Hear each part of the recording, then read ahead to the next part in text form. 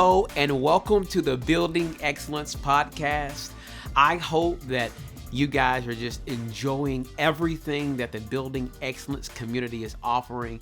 If this is your first time with us, Building Excellence is a community of leaders and speakers, just gifted people who have just a history of producing results in different areas of their life. And they've joined this community to really help you and to help each other.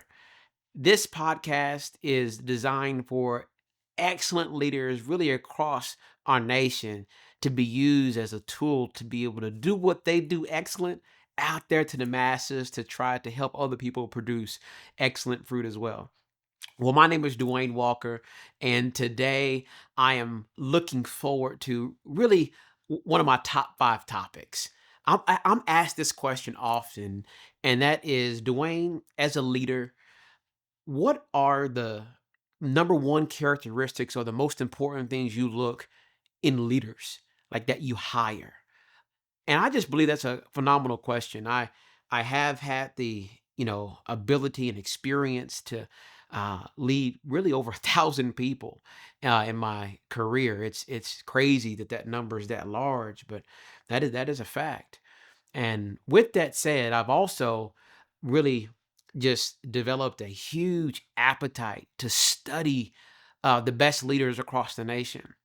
And any leader that I've been able to study, I found that these characteristics are all pretty similar in what they're looking for in leaders. So if you're someone that's looking to maximize your career, fulfill your purpose and destiny, if you're looking to be noticed at your job, if you're hoping to be ready for that promotion, or perhaps you're just trying to be the best leader that you can be, then I do believe this is one of the best questions that you can ask, and that is, what is the best leadership quality that leaders are looking for today?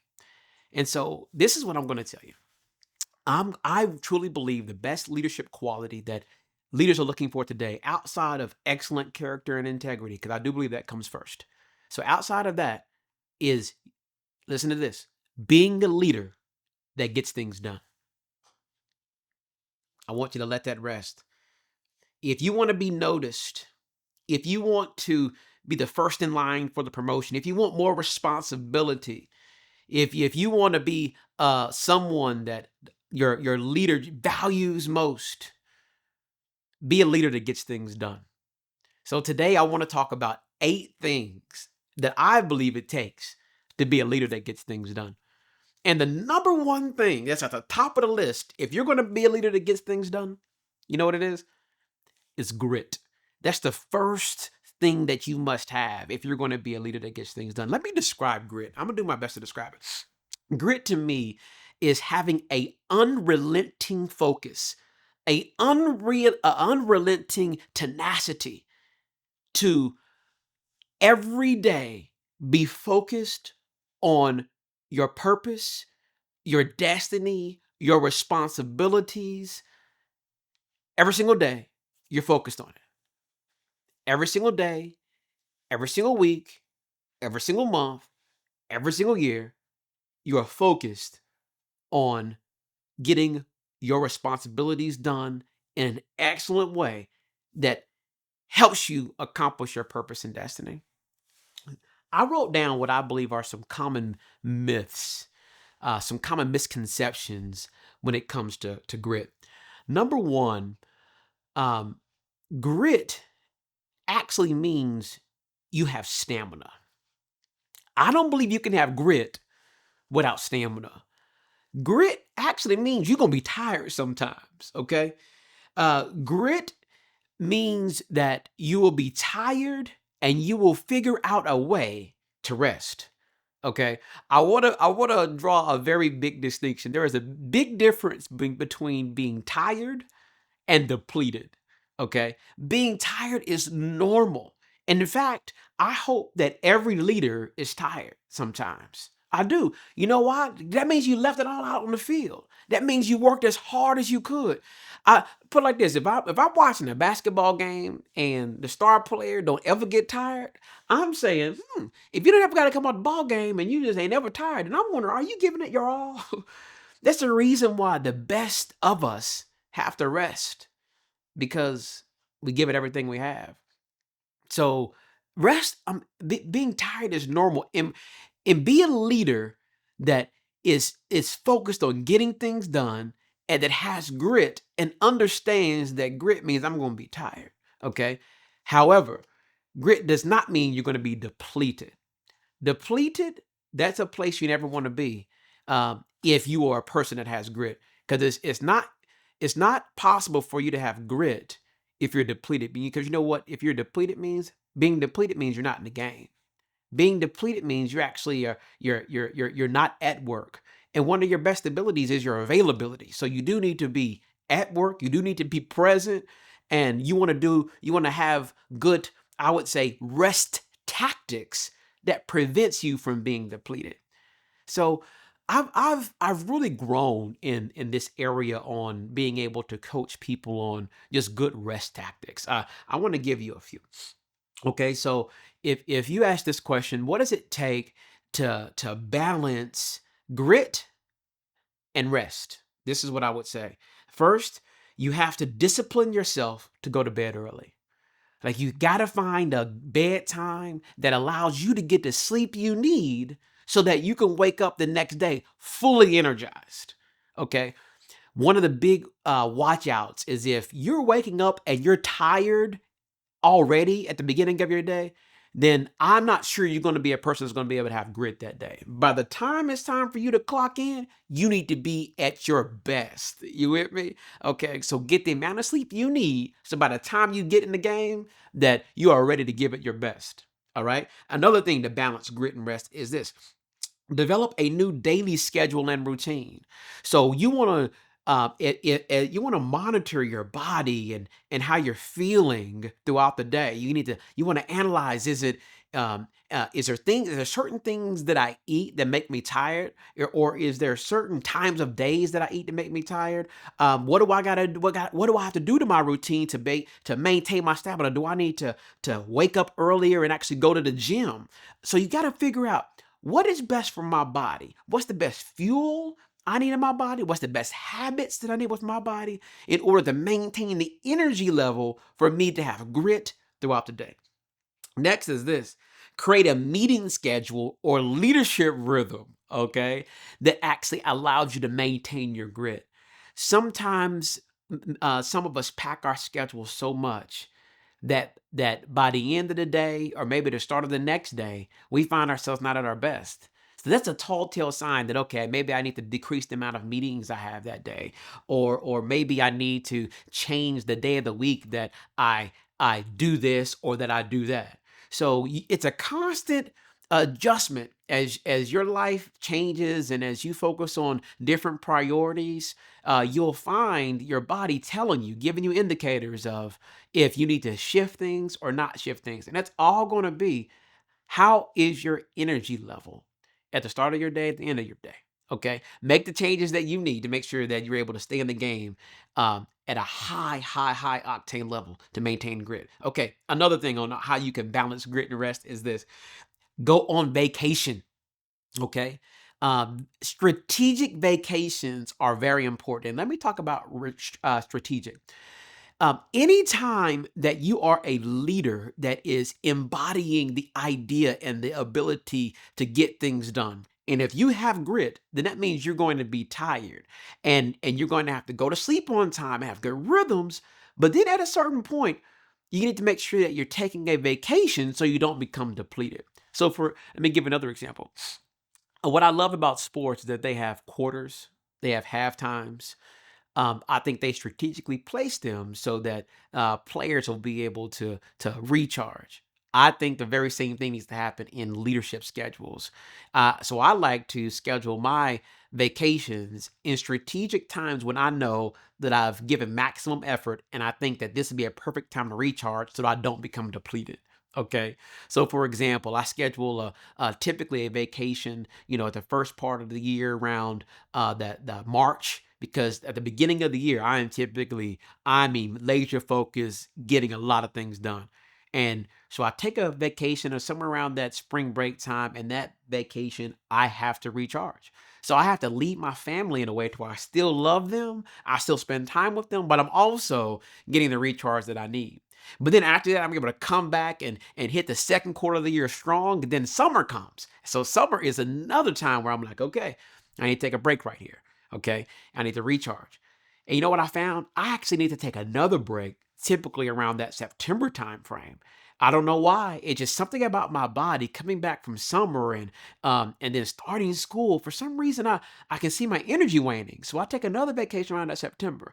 Then after that, I'm good until the holidays. All right. And so it's so important that you find out your rhythms at work. You find out your rhythms with family and take strategic vacations. Now listen, don't make this mistake to where you need a vacation from your vacation. Okay. So sometimes we take strategic vacations, but we don't get the recharge that we need. I think it's important for you to be vulnerable with your spouse, be vulnerable with your children, and say, okay, part of this vacation, I need to recharge. Let me tell you why. Because you want me to be the best me. If I'm going to be the best dad for you, if I'm going to be the best mom for you, here are some things that I'm going to need to do to make sure that I recharge and I replenish so that I can keep the energy that I need to sustain me for the next 2, 3, 4 months.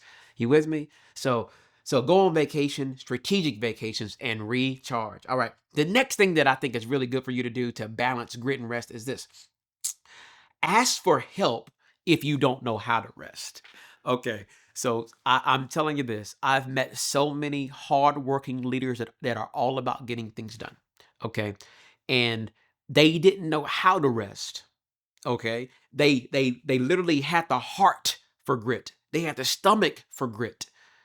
But they allowed the excuse of I don't know how, okay, to allow them to become depleted and then blame their leaders. Listen, it is so important to allow grit to move you beyond your excuses. If you don't know how, what grit does is find out how. Find a leader, talk to your leader, figure out a strategy on how you can rest in a healthy way and also take vacations in a strategic way. It doesn't mean you're going to get it right the first time. Honestly, what I love about strategy is it's your best guess at the time. Okay, one of the leaders that's really ported to me a lot says this phrase: "We all reserve the right to grow smarter." Okay, so you just do your best. You take your best shot. A plan is better than no plan. So take your best shot. If it didn't work, tweak it. If that one didn't work, tweak it.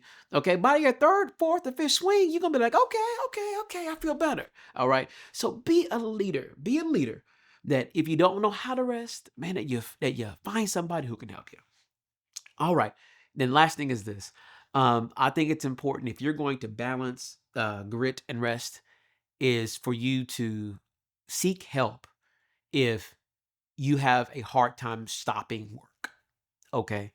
Sometimes some people possess grit so much that they actually become a workaholic. Okay. I think it's easy to do, especially if you love what you do, just work until you pass out. Okay. I just want you to know that you're not alone.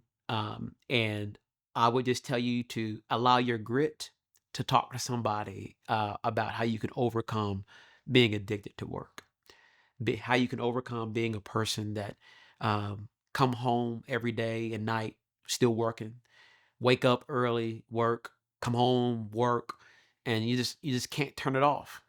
If you're a leader that can't turn it off, it's going to be very tough for you to possess grit for a long period of time. At some point in time, your body's going to say enough.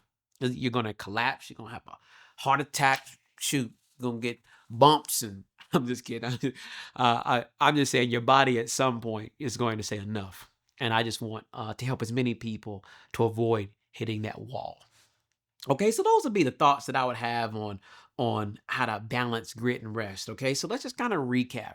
So right now we're talking about how do you be a person that that your boss always sees you? How do you be a person that gets that promotion when it's ready? How do you be a person that is able to get raises and able to get more responsibility? How do you be a person that people want to hire?